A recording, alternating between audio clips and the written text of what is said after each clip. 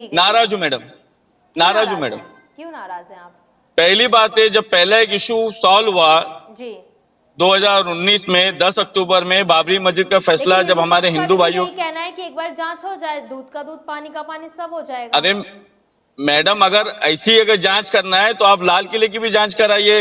लाल किले के अंदर एक मस्जिद को ताला लगा हुआ है। अगर मैं कल उठ के जाके सुप्रीम कोर्ट में याचिका दाखिल कर दूं कि हमारी मस्जिद खोल के दे दिया जाए, तो दे देगी गवर्नमेंट? क्या सुप्रीम कोर्ट मेरी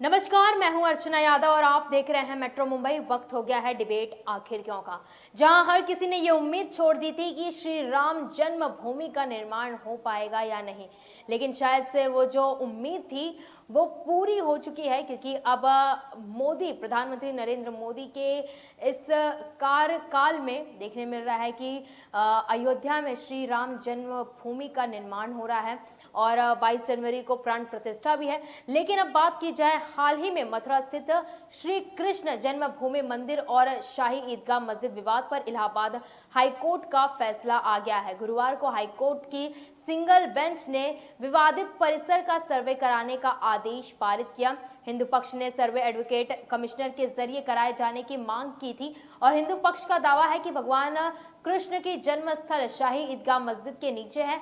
पूरा विवाद 13.37 एकड़ जमीन के मालिकाना का है। जमीन के 11 एकड़ में श्री कृष्ण जन्मभूमि बनी है और वहीं 2.37 एकड़ का हिस्सा जो है वो शाही ईदगाह मस्जिद के पास है। अब हिंदू पक्ष का ये दावा है कि जो पूरी जमीन श्री कृष्ण जन्मभूमि की है, वो जो जमीन है वो श्री कृष्ण की जन्मभूमि है और इसीलिए शाही ईदगाह मस्जिद की 13.37 एकड़ जमीन पर हिंदुओं को पूजा पाठ करने की इजाजत दी जाए। हिंदू पक्ष के मुताबिक काशी और मथुरा में औरंगजेब ने मंदिर तोड़वाकर मस्जिद बनवाई थी। औरंगजेब के आदेश पर 1670 में मथुरा स्थित केशव देव मंदिर तोड़कर शाही ईदगाह मस्जिद बना था। शाही ईदगाह मस्जिद मथुरा शहर में है। श्री कृष्ण जन्मभूमि मंदिर के परिसर से सटा हुआ है और हिंदू पक्ष इस स्थल को भगवान कृष्ण की जन्मस्थली बताता है। अब इसी को लेकर कई लोगों ने विरोध भी किया है और इसी को लेकर बात की जाए तो एमआईएम चीफ असदुद्दीन ओवैसी ने कहा कि इलाहाबाद हाईकोर्ट ने शाही ईदगाह मस्जिद का सर्वे कराने की इजाजत दी है। बाबरी मस्जिद केस के फैसले के बाद मैंने कहा था कि संघ परिवार यानी कि आरएसएस की शरारतें बढ़ेगी। उन्होंने आगे कहा कि मथुरा विवाद दशकों से पहले मस्जिद कमेटी और मंदिर ट्रस्ट ने आपसी में सहमति से सुलझा लिया था। काशी, मथुरा या लखनऊ आलिम मस्जिद हो, कोई भी इस समझौते को पढ़ सकता है। प्लेसेस ऑफ वर्शिप एक्ट अभी भी है, लेकिन इस ग्रुप ने कानून और न्यायिक प्रक्रिया का मजाक बना दिया है। सुप्रीम कोर्ट को मामले में 9 जनवरी को सुनवाई करनी थी, तो ऐसे में क्या जल्दी थी कि सर्वे कराने का फैसला लेना पड़ा। ओवैसी ने कहा कि जब एक पक्ष मुस्लिमों को लगातार निशाना बनाने में रुचि रखता है तो कृपया हमें गिव एंड टेक यानी कि देना लेने का उपदेश ना दे। कानून के मायने नहीं रखता है, मुसलमानों के सम्मान को ठेस पहुंचाना ही मकसद है। हालांकि अब इसको लेकर असदुद्दीन ओवैसी ने ये सारी बातें कर दी और इसको लेकर तमाम मुस्लिम पक्ष की बात की जाए तो तमाम लोगों ने इसका विरोध भी किया है और जहां पर हाईकोर्ट ने इस फैसले को अब मंजूरी दे दी है, एएसआई सर्वे को मंजूरी दे दी है, तो इससे एक उम्मीद की किरण की बात कही जा सकती है कि एक उम्मीद की किरण जरूर देखी है। और जिस तरह से हाल ही में कुछ समय पहले यहाँ पर नरेंद्र मोदी जी भी यहाँ पर दौरे पर गए थे, यहाँ पर भी उन्होंने पूजा अर्चना की, तो क्या ये एक संकेत दिया जा रहा था, क्या एक अपने आप में एक इशारा था कि अयोध्या के बाद, काशी के बाद अब श्री कृष्ण जन्मभूमि, अब इसकी बारी। आज हम इसी विषय पर चर्चा करेंगे और हमारे साथ यूसुफ अंसारी है मुस्लिम समुदाय से, वो अपना पक्ष रखेंगे। हमारे साथ जैद खान है कांग्रेस नेता, हमारे साथ राम कुमार पाल जी जुड़ गए हैं, बीकेएम नेता हैं। आप सभी का मैं बहुत बहुत स्वागत करती हूं और मैं सबसे पहले शुरुआत करती हूं राम कुमार जी, आपसे शुरुआत करते हैं कि जिस तरह से अब मथुरा स्थित श्री कृष्ण जन्मभूमि मंदिर और शाही ईदगाह मस्जिद विवाद पर इलाहाबाद हाईकोर्ट का फैसला आ गया है और हाईकोर्ट ने सिंगल बेंच ने विवादित परिसर उसका सर्वे कराने का आदेश दे दिया है। अब इसको लेकर आपकी क्या राय है? इसको लेकर अब सर्वे का आदेश दे दिया गया है और आज भी मुस्लिम पक्ष की ओर से हाईकोर्ट में चुनौती दे दी गई थी, लेकिन फिर भी कोर्ट ने यही बात कही है कि ये सर्वे कराया जाए। राम कुमार जी। ये प्रयास किया गया है, कोई फैसला नहीं आया है। एक शुरुआत हुई है कि जी भाई जो भी सच है वो जांच कमेटी के द्वारा दायर सामने इलाहाबाद हाईकोर्ट ने आदेश दिया। उसके बाद हमारे जो मुस्लिम पक्ष है वो सुप्रीम कोर्ट गए, तो सुप्रीम कोर्ट ने कहा कि आप एक जो सिस्टम होता है सिस्टम से आइए और इसमें एक जांच होगी। जांच में सब वो जो मांग कर रहे हैं दोनों पक्ष के पेपर्स हैं, जो भी चीजें हैं वो देखे जाएंगे। उसके बाद में उसमें जो एक एक सबसे बड़ी अच्छी बात तो ये है कि न्यायिक जांच हो रही है, कोर्ट कचहरी संविधान के दायरे में रह के बात हो रही है, कोई विवाद नहीं हो रहा है। कोई विवाद इसलिए नहीं हो रहा है, इसके लिए मैं दोनों पक्षों को धन्यवाद अदा करूंगा कि अपने अपनी जो पेपर्स है या जो अपने कागजात हैं वो अपना सादर करे और अपनी कोर्ट के हिसाब से, जो कानून के लेकिन हिसाब राम से, कुमार जो जी, भारत का मुस्लिम पक्ष जो वो नाराज है इसको लेकर। असदुद्दीन ओवैसी जी ने भी ये बात कही है कि जब इसको लेकर मस्जिद कमेटी ने और मंदिर ट्रस्ट ने पहले से ही जब दोनों में आपसी सहमति से सुलझा लिया था तो फिर क्या जरूरत है, यानी कि यहाँ पर फिर लेन देन की बात ना की जाए जब उनकी बात ही नहीं सुननी है। देखिए ऐसा नहीं है, ऐसा नहीं है। 1968 में समझौता तहसील वहां के डीएम ने किया था, उसके बाद ताबड़तोड़ कोर्ट में चले गए थे वहां के जो भी पूजित पंडित पुजारी लोग हैं। जी और ये जमीन खरीदी हुई जमीन है। अंग्रेज जी काल में किसी बनारस के एक व्यक्ति ने खरीदा था, उनसे मथुरा के लोगों ने खरीदा, खरीद की बनाई हुई जमीन है। जी तो अगर ये खरीदी हिंदू पक्ष के पास खरीदी हुई जमीन है तो हमारे मुस्लिम पक्ष के पास भी कोई चीज तो होगी जरूर, उस पे होगा। और इस पे बस ये अपने कानूनी कार्रवाई से काम हो जाए, कानूनी संविधान के दायरे में रहते हुए हो जाए, ये हम अपेक्षा करेंगे। और इसमें दोनों पक्ष पूर्ण सहयोग करें, किसी तरह का ये न करे। और ओवैसी बिल्कुल की बात तो अब न करे तो वहां तक अच्छा रहता है। वो सिर्फ वो मुस्लिम मुस्लिम करते हैं तो ये नहीं चलता है, दोनों पक्ष देखना पड़ता है, दोनों तरह देखनी पड़ती है। बिल्कुल। बाकी लोग ठीक है, पर ओवैसी की बात न करे तो अच्छा है। चलिए ठीक है, जिस तरह से आप कह रहे हैं कि ओवैसी की बात ना की जाए, लेकिन हमारे साथ भी मुस्लिम समुदाय से पक्ष रखने के लिए यूसुफ अंसारी जी भी है और उनसे इस बारे पर पूछ लेते हैं कि उनकी क्या राय है। क्या उनको ये जो अब फैसला सामने आया है क्या वो इससे खुश हैं या फिर उनकी क्या अलग अपनी राय है, उनसे जानेंगे। यूसुफ जी।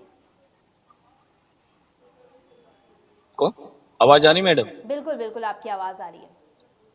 सबसे पहली बात, जब 1968 में कलेक्टर का फैसला हो चुका था तो उसी टाइम पे मुद्दा खत्म हो चुका था। और जहां है सुप्रीम कोर्ट और हाई कोर्ट ऐसे धर्म से जुड़े हुए, चाहे मंदिर का मसला हो या मस्जिद का मसला हो या दरगाह का मसला हो, जिस मसले से एक इश्यू पैदा हो, दंगा फसाद पैदा हो, तो ये मसले लेना ही नहीं चाहिए। और दूसरी बात, सर ने बोला है कि इसको समझौता करना चाहिए, एडजस्ट करना चाहिए। ये तो मुसलमानों ने बाबरी मस्जिद का जब एडजस्ट किया, समझौता किया, तो अभी दूसरी मस्जिद आई ना मैडम। बिल्कुल सही बात जी। अगर एक मस्जिद का समझौता नहीं होता तो दूसरी मस्जिद का मसला नहीं निकलता था। इस वक्त मेरी बातों को हिंदू मुस्लिम से ना जोड़ा जाए। बिल्कुल इस वक्त एजुकेशन के ऊपर, जॉब के ऊपर, फाइनेंस के ऊपर, इकोनॉमी के ऊपर, किसान के ऊपर, रोजी रोजगार के ऊपर नहीं बात हो रही है। और हमारे जो कोर्ट कचहरी बने थे, रेप केस, मर्डर केस, किसान, जवान, आदिवासी, इनके लिए बने रहते।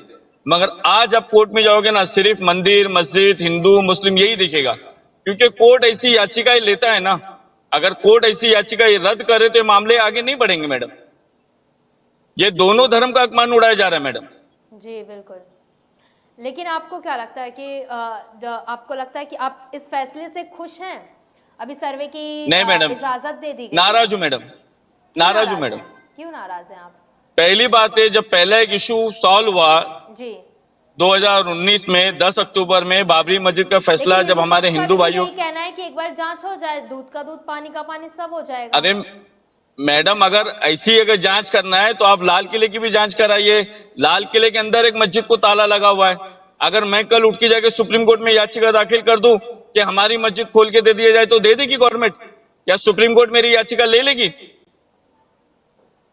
मैडम, जो चीज है, आज हमारा घर है, कल आपका घर हो सकता है। दुनिया आगे बढ़ रही है, डेवलपमेंट की तरफ जा रही है, और हमारा हिंदुस्तान पीछे पीछे जा रहा है। जी आप सोचिए, हमको फ्यूचर की तरफ जाना चाहिए। आज हमारे पास फ्यूचर प्लानिंग कुछ नहीं है। जहां तक हम कोर्ट कचहरी को न्याय का दरवाजा मानते थे, आज वो भी ये फैसला कर रहा है कि नहीं, जांच होनी चाहिए। क्यों जांच होनी चाहिए मैडम? अगर ऐसे ही जांच करवाते रहेंगे तो लाल किले की भी आप जांच करवाइए, जो मस्जिद को सदियों से ताला लगा हुआ है। जी राम कुमार पाल जी। जी मैडम। राम कुमार जी।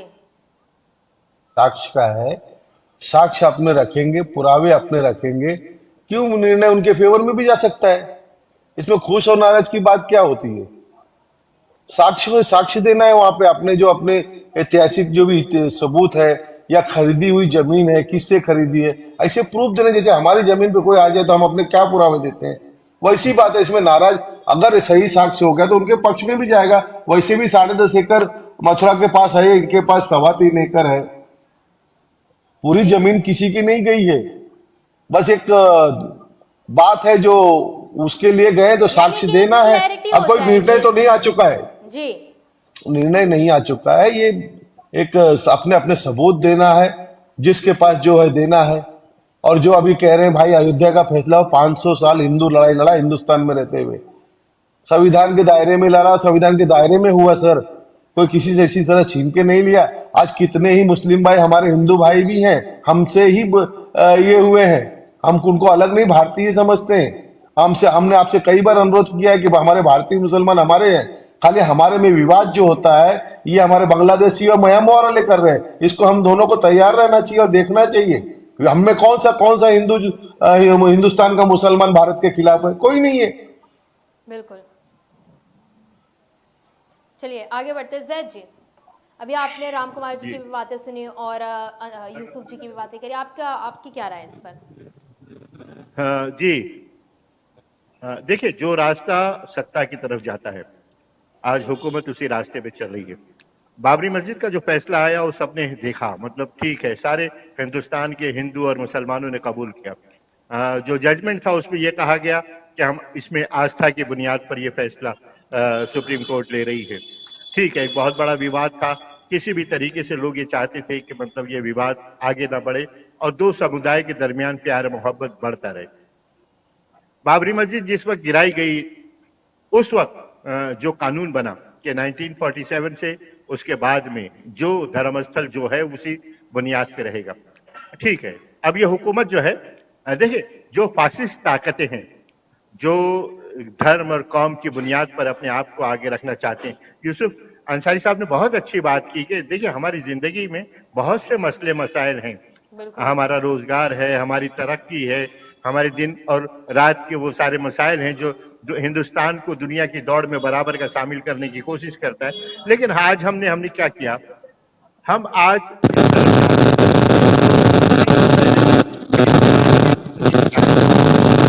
जैद जी आपके हाँ, प्रॉब्लम आ रही है ईयरफोन से शायद। अभी आवाज आ रही है।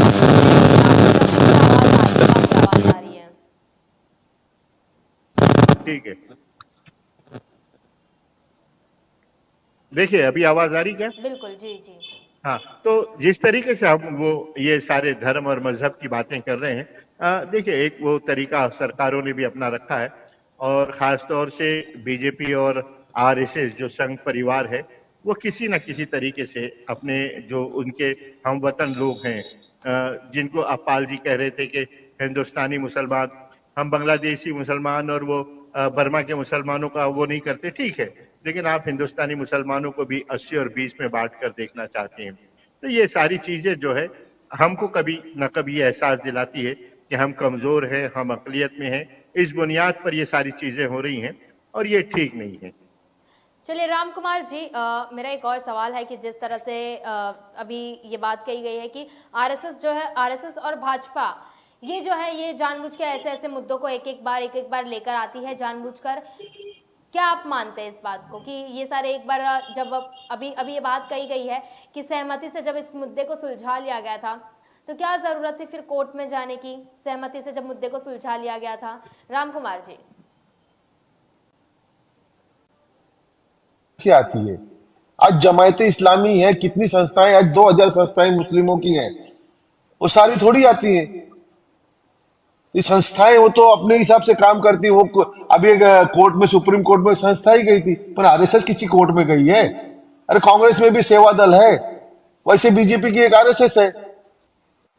कि कांग्रेस सेवा दल नहीं, सेवा दल ने परफॉर्मेंस अच्छे से नहीं किया, नहीं तो बनाया तो सेवा दल उसी तरीके से आरएसएस के लिए ही बनाई गई थी। तो ये आरएसएस करके ना खुद भटको ना हमको भटकाओ। वो कोई आरएसएस कभी किसी कोर्ट में नहीं गई है, जमाते इस्लामी हजारों कोर्ट के केसेस में गई है, हर जगह अपील में गई है। मुझे बताइए जयद भाईजान कि कौन सी आरएसएस कहाँ के कोर्ट में फाइल करने गई है या लड़ने गई है, या चलिए कौन से चुनाव लड़ी। एक मिनट सर, जी। जैसे आपकी सेवा दल कभी चुनाव नहीं लड़ी है, उसी तरह आरएसएस भी कभी चुनाव नहीं लड़ी है। आरएसएस से व्यक्ति बीजेपी में आता है, सेवा दल से व्यक्ति कांग्रेस में जाता है, ये सेम है। तो इसको आरएसएस के नाम पर ये बहुत दिन नहीं खेल चलने वाला सर, ये चलने वाला नहीं है। अगर आप कहोगे आरएसएस, तो हम कहेंगे जमात इस्लामी 2000 संस्थाएं जो है, ये सब कहां तक बोलकर हम अपना मन खराब करते हैं। और हम 10 लोगों को, आज अगर हम यहाँ बोल रहे हैं तो हमको 200 लोग सुन रहे हैं, तो हमको बात कम से कम न्यूट्रलाइज रखनी पड़ेगी, हमको संविधान के दायरे में बात करनी पड़ेगी। और अभी ये कोई रिजल्ट नहीं है, साक्ष्य देना है हमें।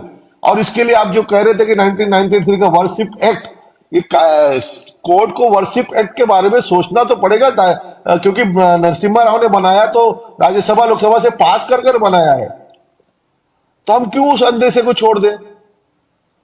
हमारे पास भी पॉजिटिव सोच रखकर हम क्यों नहीं जवाब दें।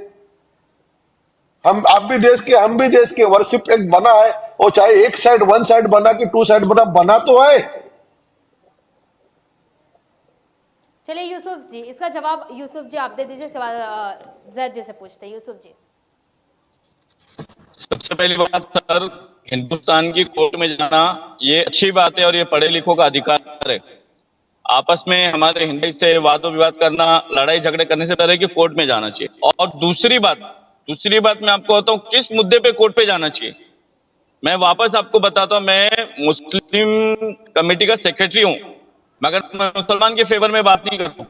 मैं ये बोल रहा हूं कि हमारे हिंदुस्तान में वो याचिका क्यों नहीं ली जाती जो जॉब से जुड़ी हो, जो हेल्थ से जुड़ी हो। क्यों मंदिर मस्जिद की याचिका ली जाती है, क्यों मुसलमान और हिंदू भाइयों को गुमराह किया जाता है। और दूसरी, जब 2019 10 अक्टूबर को आस्था की बुनियाद पे बाबरी मस्जिद का फैसला हमारे हिंदू भाई के हक में, राम मंदिर के फेवर में, तो अभी भी आप फैसला कर लो आस्था की बुनियाद पे। आज भी हमारे हिंदू भाई 80% है, मुस्लिम 20% है। इस चीज को आगे क्यों बढ़ा रहे आप? जो है पॉलिटिकल लोगों को टॉपिक क्यों देती है? बाबरी मस्जिद का मैडम 30 साल चला, और ये भी मुद्दा मैडम आने वाले 2029 के इलेक्शन तक चलेगा। कितने हमारे गरीब भाई जान जाएगी, चाहे वो हिंदू हो या मुस्लिम हो। अब मैं रोड पे हूं, यहाँ पे जतरा चल रहा है, यहाँ पे मुसलमानों की रैली चल रही, हिंदुओं की रैली चल रही, दरगाहों के नाम पे, मंदिरों के नाम पे, मगर उसमें कोई पॉलिटिकल पार्टी के नेता का बेटा नहीं है मैडम। गरीब किसान है, गरीब मुसलमान है मैडम। धर्म सिर्फ गरीबों के लिए, अमीरों के लिए नहीं है मैडम, पॉलिटिकल नेताओं के लिए नहीं है। ये हमारे को धर्म देके रोडों पे छोड़ते हैं। आपको पता है इसी मुद्दे को लेके 5 साल तक कितनी लंबी राजनीति चलेगी। कोर्ट जो 5 साल के बाद फैसला करने वाला वो आज कर ले, दे दें जमीन हिंदुओं को। यूसुफ जी, आपकी बात से मैं बहुत ज्यादा सहमत हूँ। जिस तरह से अभी आपने कहा कि रैली देख लो, या फिर उसमें कितने सारे जो गरीब होते हैं, वो चाहे हिंदू चाहे मुस्लिम, कोई भी आम जनता होते हैं, वो होते हैं, लेकिन किसी नेता का लड़का उसमें नहीं देखने मिलेगा। लेकिन ये बात लोगों तक हम हर बार कोशिश करते हैं पहुंचाए जाए कि ऐसे धर्म के बीच में ना पड़े और ना ही लड़ाई झगड़ा ऐसा की जाए, क्योंकि वो हमें ही इन द एंड हमें ही उससे चोट लगने वाली है। लेकिन अब ये जो एक मामला देखने मिल गया है, एक बार वापस से अब ये श्री कृष्ण जन्मभूमि का आ गया है, तो मुझे लगता है कि यहाँ पर जब लोग आस्था की बात आती है तो यहाँ पर हर कोई सामने आता है, तो इसे रोकना थोड़ा इम्पॉसिबल हो जाता है, लोगों को इस बारे में समझाना थोड़ा ज्यादा इम्पॉसिबल हो जाता है। यूसुफ जी। मैडम मैं आपको बताऊं, जो राजनीति सदन में चलती है और भाषण में चल रही, आप बुरा नहीं मानना, वही राजनीति आज हमारे कोर्ट क्यों चल रही मैं आपको बताऊं। जो फैसला 20 साल करने वाले, वो फैसला जल्दी करके आप बता सकते हैं। जब हमारे सर, हमारे भाई बता रहे कि डॉक्यूमेंट में खरीदी हुई जमीन के डॉक्यूमेंट्स है, तो आप फैसला कर लीजिए। आप उस पे गरीब मुसलमानों का, गरीब हमारे हिंदू भाइयों का खून क्यों बहाना चाहते? मैं कट्टरवादी मुसलमान और कट्टरवादी हिंदुस्तानी हूं। मैं हमारे मुसलमान भाइयों को समझाने के लिए पूरे महाराष्ट्र का दौरा कर रहा हूं कि हम हिंदुस्तानी मुसलमान हैं, हमें हिंदुस्तान के संविधान को समझ के चलना है। यही चीज हमारे हिंदू भाइयों को भी कोई समझाए? नहीं समझाएंगे। अभी इनके पास कोई इनका भाषण नहीं सुनता, इसलिए इन्होंने कोर्ट का दरवाजा अपनाया। कल तक इन्होंने स्टेटों पे और प्रोग्रामों में इन्होंने मंदिर मस्जिद किया है, आज ये कोलट के जरिए कर रही है मैडम। बिल्कुल। खाली तो जगह चेंज आपको हुई भी है, लगता टॉपिक वही है मैडम। कानून और न्यायिक प्रक्रिया का मजाक यहाँ पर बनाया जा रहा है? जी मैडम, जी मैडम, मैं राम आपको कुमार। पता है मैं रात दिन जी। एक मिनट मैडम, जी मैं जी। रात दिन कोर्ट कचहरी में रहता हूँ और 14 स्टेटों में मैं हिंदू मुस्लिम विवाद खत्म होने वाले केस लड़ रहा हूँ। ठीक है, मैं खुद नहीं चाहता कि वादों विवादों बेकसूर किसी का जान जाए, बिल्कुल। मगर ये जिम्मेदारी बाकी संस्थाओं की भी है, चाहे वो आरएसएस हो या मुसलमानों की संस्था हो। जी मैडम। चलिए राम कुमार जी, अगर वो कह रहे हैं कि अगर वो कुछ इस मामले को सुलझाने के लिए एक कदम बढ़ा रहे, तो हमें भी ये समझना होगा। तो क्या देखिए, जी मैं बताना चाहता हूँ यूसुफ अंसारी जी को कि वर्शिप एक किसी हिंदुस्तान में और हिंदुओं ने साथ में मिलके बनाया, कोई मुस्लिम पार्टी का राज्य नहीं था वहां पे सेंटर में। वक्फ बोर्ड को भी 23 सितंबर 2013 को इसी राज्यसभा लोकसभा में पास किया गया है। अब ये भी समझिए ना, कोई पाकिस्तान से पास नहीं किया भाई, और कोर्ट कचहरी को सुनना पड़ेगा, वर्कशिप एक्ट के बारे में सुनना पड़ेगा। वो बनाया गया है, कानून का अधिकार आपके पास है, कहा नहीं है। ये कांग्रेस सरकार ने दिया है ना, तब तो कोई कुछ ऐसा नहीं कहा था। अभी भी मैं कह रहा हूं कि वर्कशिप एक्ट कानून बना है, वो जो आपने कवच का काम कर रहा है, उस पर हम आप मिलकर लड़ाई लड़ेंगे। संविधान से पास हुआ है, संविधान से पास हुआ, जहां भाजपा बैठी वहां कांग्रेस बैठी थी, उसने पास किया था। वक्फ बोर्ड को भी तो राज्यसभा लोकसभा से 23 सितंबर 2013 को पूरा कंफर्म किया गया था। तब क्या हुआ था? तो ये जब हमको कानून का कवच है, तो कानून से क्यों ना हम बात करें, कानून के दायरे में रह के क्यों ना लड़े, उस वर्कशिप एक्ट को बचाने के लिए क्यों ना लड़े। वन साइड बात हम करना पसंद नहीं करते हैं। जी जैद खान जी, जी क्या कहेंगे आप? देखिए, जिस तरीके से राम कुमार पाल जी ने पहले आरएसएस की बात की और वो जमात इस्लामी की बात की, जमात इस्लामी हो या आरएसएस हो, जो भी सेवादल की तरफ सेवादल जाती है, सेवादल सेवा दल, देखिए सुनिए ना, सेवा दल की जो बात है वो लोगों की मदद करना और उस पर वो निर्भर है, कोई जात पात की बुनियाद पर वो कोई काम नहीं करती। हमने तो तारीख पढ़ी सर 1919 से और 1925 में किन लोगों ने किन बुनियाद पर और मसोलनी से कौन लोग मिले और फिर हिंदू महासभा की जंग आजादी में क्या क्या तारीख थी, सारी हमने पढ़ी है। बंगाल में मुस्लिम लीग और हिंदू महासभा के लोगों ने एक साथ हुकूमत बनाई, वो ठीक है। आपका नजरिया क्या है, वो आज भी उसी नजरिए पे आरएसएस कायम है। उसकी वो सारी शाखाएं हैं, हिंदू महासभा हो, जनसंघ हो, बीजेपी हो, वो सारी शाखाएं हैं, बजरंग दल है, वो सारी आरएसएस की शाखाएं हैं। लेकिन आज हिंदुस्तान का जो मुसलमान है, माइनॉरिटी है, जो सेकुलरिज्म पर विश्वास करते हैं लोग, वो कहीं ना कहीं सोचने पे मजबूर हैं कि ये एक 20 और 80 की राजनीति की जा रही है और इस बुनियाद पे सत्ता को पाने की कोशिश की जा रही है। लेकिन सुनिए ना, आज ये सारे हालात बने हुए, हम लोग रोज अखबार पढ़ते हैं, रोज खबरें देखते हैं, सारी चीजों को देखते हैं, और आज का जो माइनॉरिटी है, मुसलमान है, वो अपने आप को महसूस करता है कि वो पार्लियामेंट में क्यों नहीं जा पा रहा है, असेंबली में क्यों नहीं जा पा रहा है, उसके साथ किस तरीके का भेदभाव हो रहा है, उसके खाने पीने रहने सहने पर सारी चीजों पे रोक टोक की जा रही है। तो ये सारी चीजें हम देखते हैं। आप देखिए शादी ब्याह में होता है आप लोगों को, क्या ये हाँ महसूस बिल्कुल, होता है? हम ये महसूस हम सुबह शाम हर लम्हे करते हैं। आप लव जहाज की तो बात करते हैं, दूसरी तरफ आप घर वापसी की बात करते हैं। अगर आप बराबरी की बात करते, बाबा साहब भीमराव अंबेडकर ने बराबरी का संविधान दिया, बराबर के लोगों को चुना है। आपने क्या किया कि आपका अगर कोई बंदा है, जहाज है, अगर बंदी है और ये बंदा है तो घर वापसी है, तो इस तरीके का मतभेद जो आपने बीज बोए है ना, वो कहते हैं ना कि नफरतें बोई है तो इस बात का ख्याल रहे कल ये वर्षा तेरी औलादों में बढ़ आएगा। तो ये नफरतें बोने का जो काम हुआ है ना, वो बहुत ही घिनौना हो गया। हमने फैसले देखे, बाबरी मस्जिद का ही फैसला देखा, उसके बाद में हर कदम चलने वाले बीजेपी और आरएसएस के कदमों को भी देखा है कि वो मुसलमानों के लिए और माइनॉरिटी के लिए क्या सोचते हैं। ये सारी चीजें जो हमें सोचने पे मजबूर करती है कि हमें कहीं ना कहीं अलग थलग किया जा रहा है, इनकी कोशिश है कि हमें दूसरे दर्जे का शहरी बनाया जाए। ये सारी चीजें चल रही है, हम उसको महसूस कर रहे हैं अच्छे तरीके से। आरएसएस ने कोई कदम बढ़ाया नहीं, बीजेपी ने मुसलमानों की तरफ कोई कदम बढ़ाया नहीं कि मतलब चलिए आओ बैठो हम साथ में मिलके काम करें। ये कदम राजनीतिक तौर पर इनको हानि करेगा कि अगर ये मुसलमानों को मिलाते हैं तो इनके पास जो मजबूत कार्ड है हिंदू और मुसलमान का, उस पर ये फेल हो जाएंगे। ये 80 और 20 की जो राजनीति करना चाहते हैं, उसी बुनियाद पर ये सारी राजनीति हो रही है और ये पूरा काम उसी बुनियाद पे कर रहे हैं। राम कुमार जी। देखिए, जो पूरी कांग्रेसी भाषा का उपयोग कर रहे हैं, और जैसे कि अभी हमारे मंदिरों पे अधिग्रहण है, 80% पैसा गवर्नमेंट ले जाती है, आपकी किसी संस्था से गवर्नमेंट ले जाती है कि साहब, बताइए ना। क्यों नहीं ले और जाती? दूसरी बात, क्यों नहीं ले मौलाना, जाती? बात सुनिए, किस मस्जिद से, क्यों किससे नहीं ले जाती, कौन सी क्यों नहीं दरगाह ले चले? जाती? क्यों नहीं कोई ले जाती? अधिग्रहण नहीं है। सुनिए, मेरी बात कह लेंगे, फिर आप जवाब दीजिएगा। किसी बोलिए। हिंदू के मंदिरों के अलावा किसी भी वर्ग का अधिग्रहण नहीं है।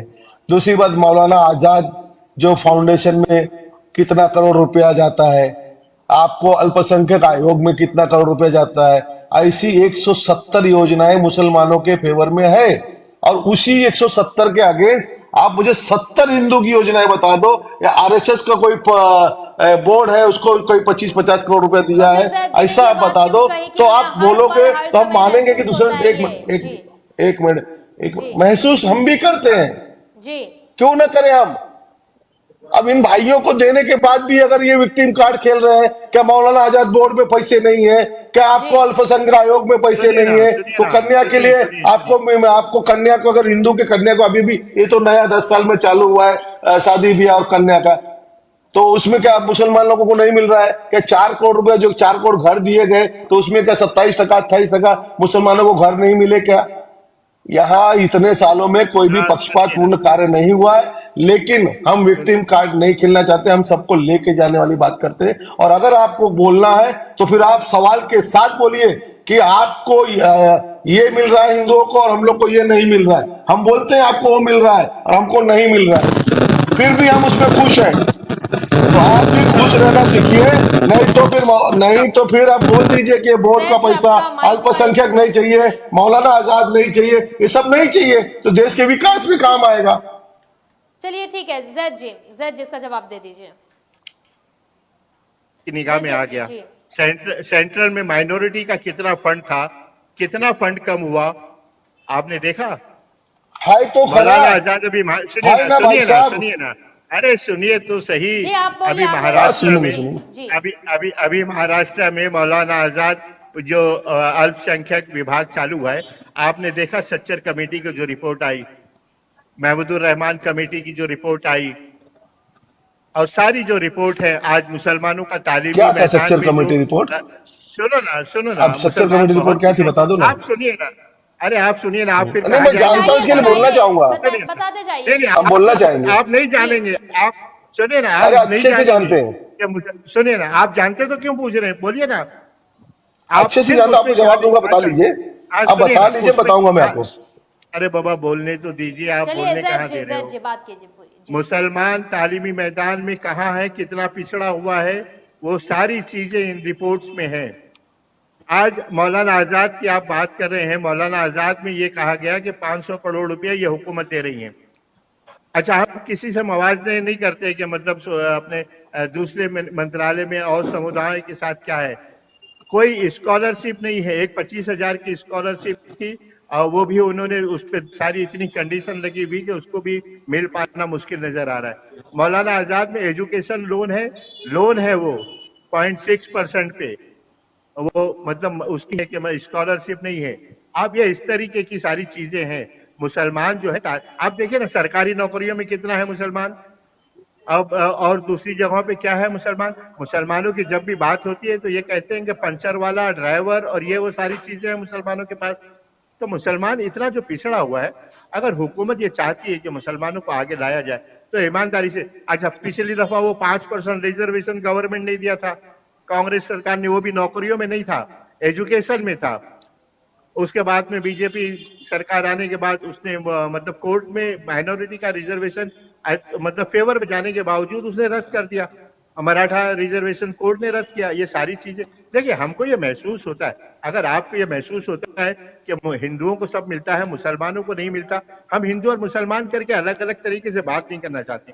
आप देखिए कि जो पिछड़ा समाज है, जो गरीब है, उनको किस तरीके से हम मदद कर सकते हैं।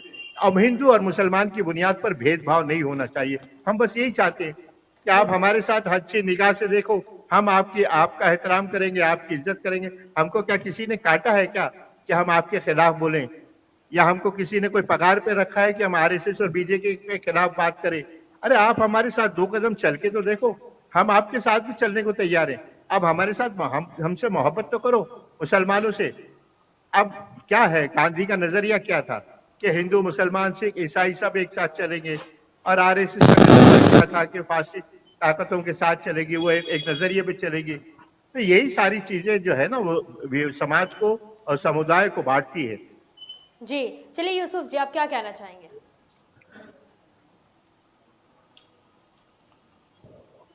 प्रशासन हो, ना वो हिंदू का है ना मुसलमान का है।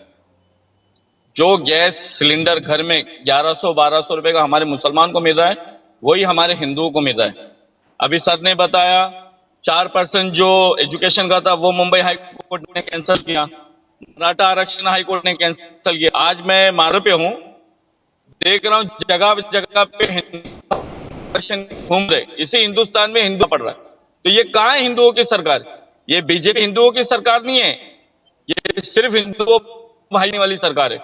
और रही बात सर ने जो करे, तो मुसलमान एक पॉलिटिकल नेता खड़ा है, जैसा मैं अगर आने वाले दौर में मेले के लिए खड़ू या कांग्रेस करूं, वहीं पे 4 मुसलमान खड़े होते हैं और एक को नीचे गिरा डालते हैं। आज मुसलमान का जो नुकसान पिछले 70 साल के अंदर हुआ है, ये खुद मुसलमान की लापरवाही की वजह से हुआ है मैडम। क्योंकि जो कौम खुद नहीं सुधरना चाहती है ना, वो कौम कभी तरक्की नहीं पा सकती।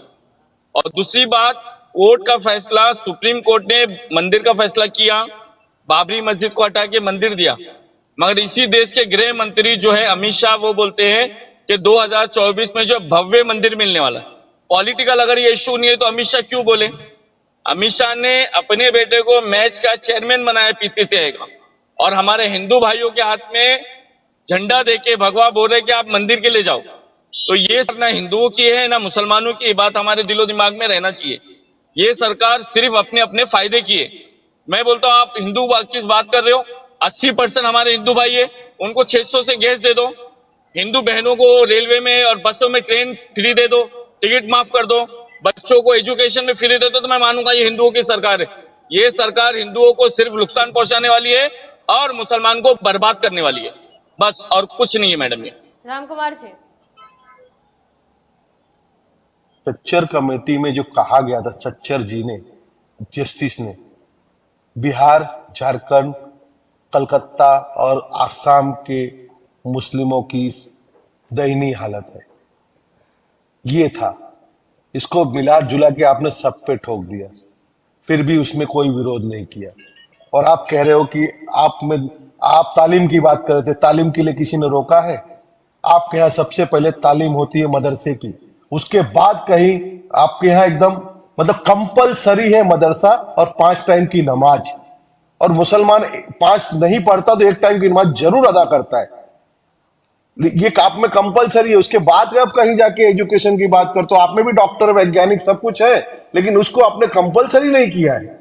तो इसमें हमारा कोई दोष नहीं है, किसी स्कूल में मुसलमान के बच्चे को नहीं लेते, ऐसा भी नहीं। और इसी मुंबई में आप रहते हो तो उर्दू मीडियम भी है, मराठी मीडियम भी है, गुजराती मीडियम भी है और हिंदू मीडियम भी है। तो ऐसी साला तो बनी है पहले से, आज से तो बनी नहीं, आपके कार्यकाल से बनी है। तो राजनीति करने के लिए तो कम से कम नीचे तो देखो कि क्या नहीं है। अगर कुछ कमियां है तो जैसे अभी यूसुफ भाई ने कहा कि हमारे में कमियां है, पर हम तो कोई किसी को रोकता है क्या? कोई मुस्लिम बोलता है कि हिंदू साला में मत पढ़ने जाओ, कोई हिंदू बोलता है कि मुस्लिम साला में पढ़ने मत आओ? ऐसा तो नहीं है, ये आपका मन का और राजनीतिक कांग्रेसी दावपेच है। तो आप चलते रहिए, लेकिन जो आप कह रहे हो कि हिंदुओं को मिलता है, तो मैं जरूर एक दिन आपसे 1-to-1 डिबेट चाहूंगा मैं कि आप सारी योजनाओं की ले लो कि योजनाओं में क्या मिल रहा है, और मुझे भी बताओ, मैं मुस्लिम को क्या मिलता है बताऊंगा, और आप मुझे बताओ हिंदू को क्या मिलता है बताओ, अगर हिंदू मुसलमान की बात करते। नहीं तो दोनों भाई भाई है, विक्टिम कार्ड खेलना बंद करें। और कैसे हो सकती है और कैसे साथ चल सकते हैं, ये सुझाव दीजिए। चलिए यूसुफ जी, इसका जवाब दे दीजिए, छोटे में इसका जवाब दीजिएगा। और मुद्दा मस्जिद का था। देखिए मैडम, मैं एक बात साफ बोलता हूं, मस्जिद से जुड़ी हुई याचिका है कोर्ट को। जब बाबरी मस्जिद का भी 2-3 बार मशवरा आया था कि बाहर बैठ के दोनों विपक्ष कर लिया, तो आज भी वही होना चाहिए। जब आज हमारा समाज, आज हमारा हिंदुस्तान इतना पीछे जा रहा है एजुकेशन में। 8% हमारा एजुकेशन फंड था, आज 2% एजुकेशन फंड हो गया है। और सर बता रहे थे कि हमारे मुसलमान भाई को ये मिलता है, हिंदू भाई को मिलता हो। मैं भी अधिवेशन से ही आ रहा हूं, नागपुर से। सिर्फ बातें होती है मैडम सदन में, किसी को कुछ नहीं मिलता है। ना कांग्रेस ने कुछ दिया है, ना बीजेपी कभी कुछ देगी मैडम। सिर्फ कोर्ट कचहरी से मेरी अनुमति है आपके चैनल के माध्यम से कि कोई मस्जिद के लिए आता है, कोई मंदिर के लिए आता है, तो वैसी याचिका खारिज कर दिया जाए। वरना हम उठ के कल के दिन लाल किले में मस्जिद है बोल के हम याचिका दाखिल कर देंगे तो कोर्ट नहीं लेगा। जिस लाल किले से तिरंगा लहराया जाता है 26 जनवरी 15 अगस्त को, अगर वहां पे सारे मुसलमान जाके नमाज पढ़ने लग जाएंगे तो कोर्ट को क्या लगेगा? जो चीज है उसको रहने दीजिए ना। लाल किले में तिरंगा लहराता है, हमारी खुशी है इस बात की। जिधर मंदिर है मंदिर रहने दीजिए, जिधर मस्जिद है मस्जिद रहने दीजिए। आप हिंदू को कुछ देना चाहते हैं तो उनको जॉब दीजिए, उनके कर्जे माफ करिए, उनके घरों की आप हालत देखिए तो क्या आपको पता चलेगा जी कि आज हमारे हिंदू घर और मुसलमान गरीब घर कहां चले गए। जी जैद जी, यही मेरी आखिरी बात थी मैडम। जी आखिरी के 30 सेकंड में आप क्या कहें? हाँ सर, मैं राम कुमार जी की ये बात से अभी थोड़ा सहमत हो रहा हूँ कि हुकूमत जो है हिंदुओं को बहुत कम देती है और मुसलमानों को भी उससे ज्यादा कम देती होगी, ऐसा मैं सोचता हूँ। देखिए, हम लोग राजनीति की जो बात करते हैं, 3-4 स्टेट में बीफ बैन कर दिया गया। मतलब ये ठीक है, रियासतों की जरूरत थी, लेकिन बीफ एक्सपोर्ट कितने भारी तरीके से चल रहा है। तो ये सारी चीजें देखकर ये लगता है, और मैं यूसुफ भाई की बातों से भी इत्तेफाक करता हूँ कि मतलब अगर 1100 रुपए में गैस, रसोई गैस मुसलमानों को भी मिलती है तो हिंदुओं को भी मिलती है। धूप छांव तो मतलब सारे लोग इकट्ठा लेते हैं, सड़कें भी बराबर इस्तेमाल करते हैं, ठीक है। अगर राम कुमार जी ये महसूस करते हैं कि मतलब हिंदू और मुसलमानों की बुनियाद पर हिंदुओं को भी कुछ नहीं मिल रहा, तो मुझको भी ये बात समझ में आती है यूसुफ भाई की बात सुनने के बाद कि गैस सिलेंडर की महंगाई है, रोजगार का मसला है, किसानों का मसला है, तो उसमें सारे मुसलमान थोड़ी हैं, उसमें हिंदू भी है। सारी चीजें हैं, वो सारे हिंदू भी झेलते हैं, मुसलमान भी झेलते हैं। बस मैं इन्हीं बातों के साथ अपनी बात खत्म करता हूँ। चलिए ठीक है, मैं आप सभी का बहुत बहुत धन्यवाद कहना चाहूंगी कि आप सभी ने आए और अपनी अपनी बातें रखी कि जिस तरह से अब इसको लेकर, जिस तरह से पहले अयोध्या का मामला आया था, उसके बाद अब एक बार फिर सब देखने जाएंगे श्री कृष्ण जन्मभूमि का मुद्दा है। मुझे लगता है कि आने वाले दिनों में शायद से ये जो मुद्दा है ये और भी थोड़ा गर्माता हुआ नजर आ सकता है, क्योंकि अभी जिस तरह से राम कुमार पाल जी ने कहा है ये बात कि अगर ऐसा कुछ है नहीं तो एक बार ये मामला सुलझ जाने दे, देख लेते हैं कि क्या है। फिलहाल अभी सर्वे की सिर्फ जो हाईकोर्ट में मामला गया था, सर्वे के लिए मंजूरी मिल गई है। लेकिन हमारे साथ यूसुफ अंसारी जी थे, उनका कहना था कि अगर जब इस मामले को पहले से ही सहमति से सुलझा लिया गया है तो शायद से वापस से इस मामले को एक बार फिर से नहीं इसे वापस लाना चाहिए, क्योंकि इससे केवल लड़ाई झगड़े हैं वो ज़्यादा होंगे। क्योंकि जिस तरह से देखते हैं कि जो लड़ाई झगड़े होते हैं, हिंदू मुस्लिम की राजनीति की जाती है, उसमें पॉलिटिकल लीडर्स ऐसे ऐसे भाषण देते हैं, ऐसी ऐसी बातें करते हैं जिससे लोगों के अंदर वो कहीं ना कहीं वो चीज़ें तो आ जाती है, वो बातें तो आ जाती है, लेकिन इसमें नुकसान आम जनता का ही होता है। और ये बात समझना हमेशा और सबसे ज़्यादा ज़रूरी है कि ये जो लड़ाई होती है, झगड़े होते हैं, इसमें केवल आम जनता का नुकसान है। तो आम जनता को इस बारे में सोचना चाहिए, समझना चाहिए। लेकिन फिलहाल मैं आप सभी से विदा लूँगी और कल ठीक 5 बजे फिर मिलेंगे आखिर क्योंकि डिबेट पर। तब तक के लिए देखते रहिए मेट्रो मुंबई। धन्यवाद।